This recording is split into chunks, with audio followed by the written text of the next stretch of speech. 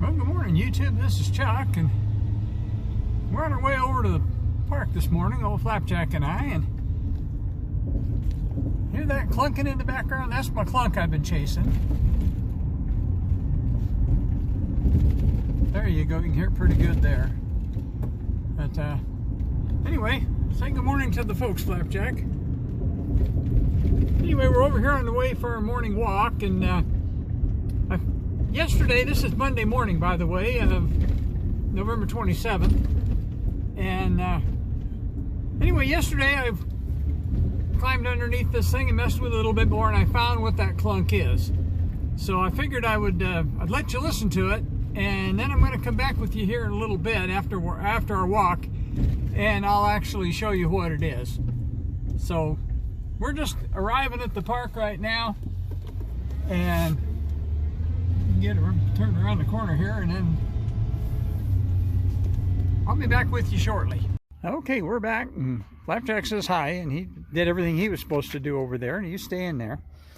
One of the things I talked about the other day was that latch business right there, and that's actually the one off the other side, and I swapped them, and that one still has the plastic on it, but it's cracked and it's brittle, so it's going to fail pretty quick. Those things are less than $7 a piece from Rock Auto, so I'm going to order 2 of those and just change that out, take care of this door rattle. But what I got underneath here, and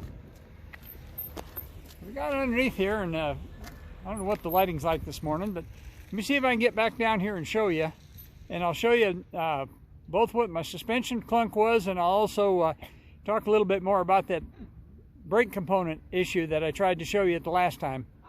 So let me get back down under here. Brought along my trusty creeper again. See if I can get down here without falling.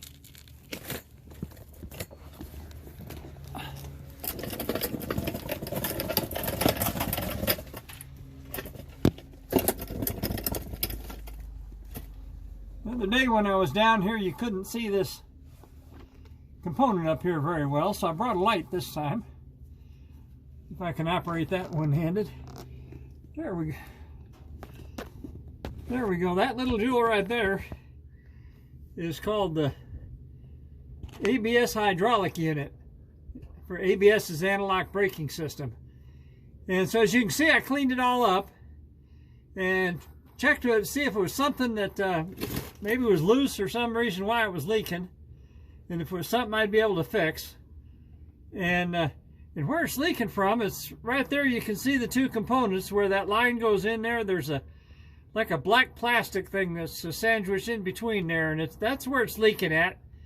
I don't think I'm going to be able to fix it, so I'm just going to have to live with it for right now.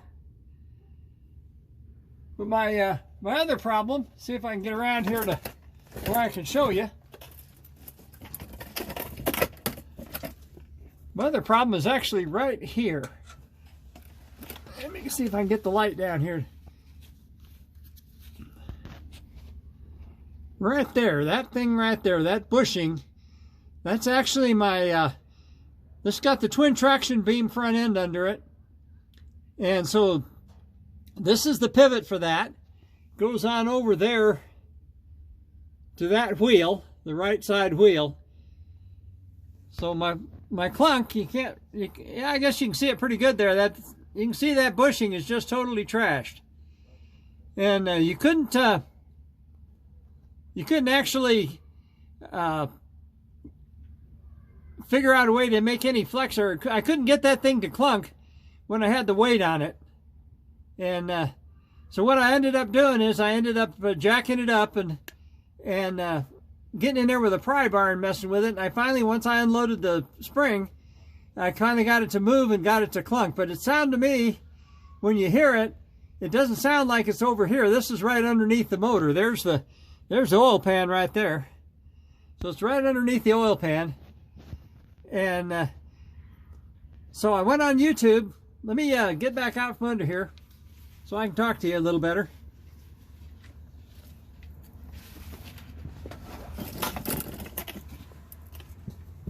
Little tight clearance here. Naturally, as soon as I try to do this, the sun comes out. Oh. All right, here I am. Anyway, there's YouTube videos on how to do this, and it doesn't look like it's anything real difficult, and I think I can do it in my driveway okay. And the parts are actually real cheap for that. They do tell you that you need to have a ball joint compressor, or ball joint compressor. Anyway, ball joint tool. But I think I can figure out a redneck way to do that with a couple of washers and a bolt. And the ball joint tool over at Harbor Freight's got them, and they're about 90 bucks. And I can go buy one, but this might be the last time in my life I ever use it anymore. So there's probably no real reason to go ahead and do that. So I'll figure out a redneck way to do it, and if I have to go buy the ball joint tool, I'll do that. So anyway, that's my clunk. It's not something that makes the vehicle unsafe to drive. I would have thought that they would actually be a little more, give a little more handling issues with that being bad like that, but I haven't noticed that at all. And so so basically I'm not in any big hurry to change it. This truck doesn't leave town and doesn't go very fast, but I do know what it is now, and I'll get all the parts together and get it all figured out, and I'll change that, and I'll try to do a video about it at the time. So let me back around I'm sitting on the creeper, so I guess for right now I think the best thing I can do is just turn the thing around and find the button, and like I always tell you, take care of each other, love each other, and I'll be back again with another one here pretty quick. I got a couple ideas banging around in my head. So until I talk to you, peace out.